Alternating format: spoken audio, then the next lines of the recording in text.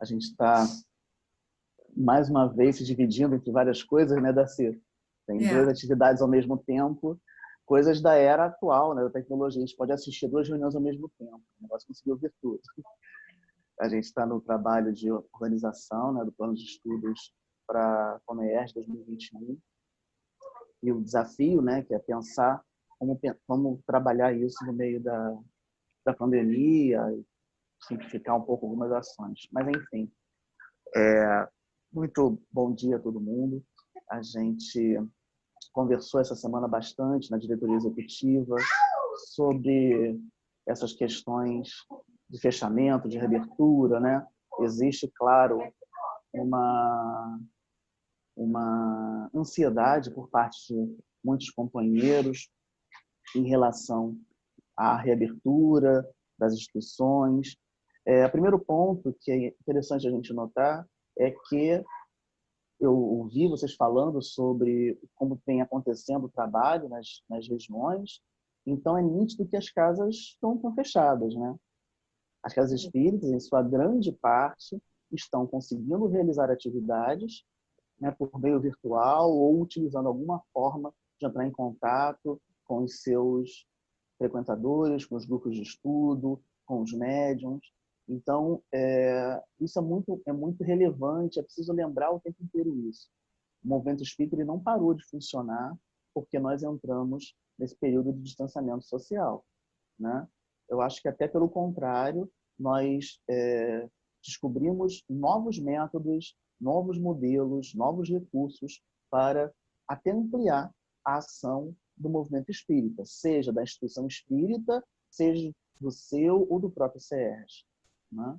Nós estamos muito mais próximos, acredito eu, de muita gente. Alguém falou agora na reunião, eu ouvi falando isso, né? Quem é esse CERJ? Ninguém ouviu falar de CERJ, agora todo mundo sabe quem é e todos somos CERJ. Então, está todo mundo agora se sentindo partícipe desse grande processo.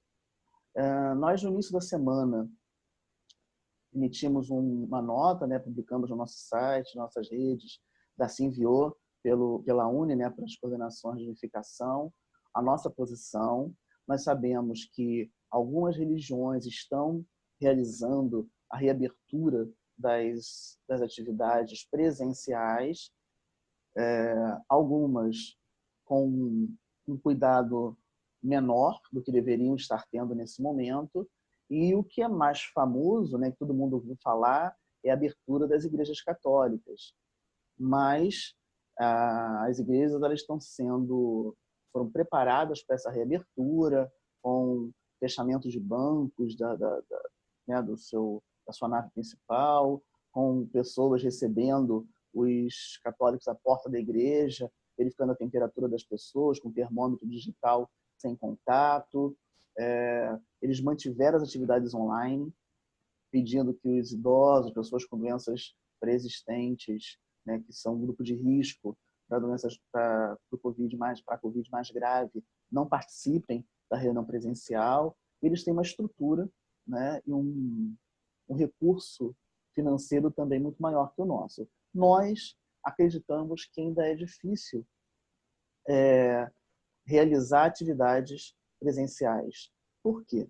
Primeiro ponto, que o nosso público espírita, das reuniões públicas em particular, dos grupos de estudo também, é um grupo grande de companheiros maiores de 60 anos e de companheiros com doenças como diabetes, hipertensão, obesidade, né? Que são doentes, são pessoas, desculpem, que têm uma propensão a desenvolver formas mais graves de doença. Agora, essa semana, a gente participou de um encontro com outras religiões e o rapaz, o monge que é budista, né, ele falou que eles também estão orientando a não abertura, porque ele sabe que quem está em casa esse tempo inteiro, assim que disser pode entrar, vai sair correndo para ir para os templos deles. E, de certa forma, a casa espírita também. Se a gente informar que a casa vai abrir, por mais que a gente fale depois que tem as restrições, só 1/3 do salão vai poder ser aberto, os maiores de 60 anos não podem ir, as pessoas não vão ouvir nada disso. Vão ouvir apenas o que você falou no início, as casas estão abertas, né? E aí a gente coloca em risco todo mundo, porque a doença não está sob controle, né? Mas o número de casos tem sido constante. Ok, não está aumentando, significa que nós estamos atravessando o platô. Então, nós estamos vivendo a fase onde o maior número de casos diários está acontecendo. Mas oscilou, porque anteontem foram 2.000, hoje foram só 800. Mas amanhã vão ser 1.000, 1.500. O que importa não é o dado de um único dia, é o dado da média. Então, nós ainda estamos atravessando uma fase de grande número de casos no nosso estado do Rio de Janeiro. Então, isso é um ponto que nós não podemos deixar de lado. Então, sair livremente pelas ruas, indo ao comércio, porque tem cidades que abriram comércio, indo a shopping center, e ir à casa espírita, se nós abrimos as casas espíritas, vamos todos nos colocar no mesmo grupo de risco. É um risco grande de transmissão da doença ainda. E dos nossos irmãos maiores de 60 anos e com outras doenças, terem doenças em sua forma mais grave. Então, é preciso a gente estar atento à nossa responsabilidade, né? E, por outro lado, começar a se preparar, começar a pensar, começar a refletir nas nossas casas espíritas sobre a possibilidade de reabertura em algum momento. Por quê? Porque para que nós façamos a reabertura física, presencial, nós precisamos restringir o número de lugares a 1/3 dos lugares, nas reuniões públicas, no salão de atividades públicas, né? Nós temos que garantir que os maiores de 60 anos, pessoas com doenças, não entrem no centro. E aí você vai fazer o quê? Vai ficar na porta do centro, quando chegar, o seu companheiro vai assim, companheiro, que bom que você veio, mas você vai voltar para sua casa? Nós temos dificuldades em dizer não, muitas vezes, né? Muitos vão dizer que isso é falta de caridade. Poxa, coitado, ele saiu da sua casa, veio até aqui, eu vou dizer que ele não pode entrar? Se nós formos fazer direito, a gente vai ter que dizer que não pode entrar, né? Nós teríamos que ter, segundo a legislação, pelo menos aqui na cidade do Rio de Janeiro, eu não sei como é que está em outras cidades, aquele termômetro que parece uma pistolinha, que você de longe verifica com infravermelho qual é a temperatura das pessoas que estão entrando no centro. Está lá a exigência para que a gente possa reabrir as atividades aqui no município do Rio de Janeiro. Nós temos esses termômetros na nossa casa espírita. Quantos vamos precisar? A minha casa espírita ela é grande. Eu, reduzindo para 1/3 de participantes, eu vou reduzir para um pouco mais de 100 pessoas no salão principal da minha casa espírita. Eu vou, com uma pessoa só, com um termômetro só, conseguir verificar a temperatura de 100 pessoas, né? A gente precisa estar atento à disponibilidade de álcool gel, à higienização dos assentos antes das reuniões começarem e após as reuniões encerrarem. Eu tenho pessoal na casa espírita para fazer essa higienização de assentos o tempo inteiro, né? As pessoas que são voluntárias, que fazem a limpeza da casa, que organizam as cadeiras, qual é a idade delas? Elas poderão estar lá trabalhando? Então, são muitas questões que nós precisamos estar atentos. E aí, talvez caiba agora, ao invés de querer abrir as portas do centro, começar a fazer esse estudo. Se nós resolvermos abrir em 1º de agosto, o nosso centro tem condições de realizar isso? Ele tem essa condição de atender a esses requisitos? Então, nós vamos pensar com todo carinho nisso, né? Eu acho que eu apaguei um pouquinho. Voltei.